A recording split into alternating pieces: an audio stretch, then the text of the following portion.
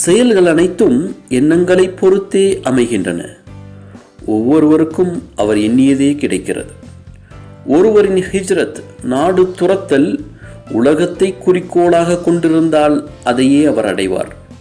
ஒருவரின் ஹிஜ்ரத் ஒரு பெண்ணை மணமுடிப்பது நோக்கமாக கொண்டிருந்தால் அந்த பெண்ணையே அவர் மணப்பார்.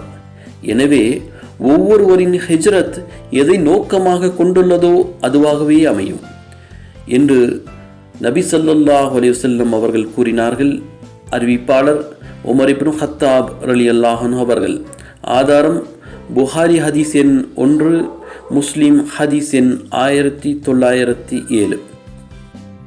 அன்புக்கினியவர்களே, அல்லாஹ்வுடைய தூதர் நபிகள் நாயகம் ஸல்லல்லாஹு அலைஹி வஸல்லமுடைய சொல்லுக்கு ஏற்ப நமக்கு கிடைத்த இஸ்லாத்தை குறித்தான ஒரு செய்தி, ஒரு தகவலாக இருந்தாலும் அதை நாம் அனைவரும் ஒன்று சேர்ந்து இந்த உலகத்திற்கு எடுத்துச் சொல்வோம், இந்த உலகத்திற்கு உறக்கச் சொல்வோம். அஸ்ஸலாமு அலைக்கும் வரஹ்மத்துல்லாஹி வபரகாத்துஹு.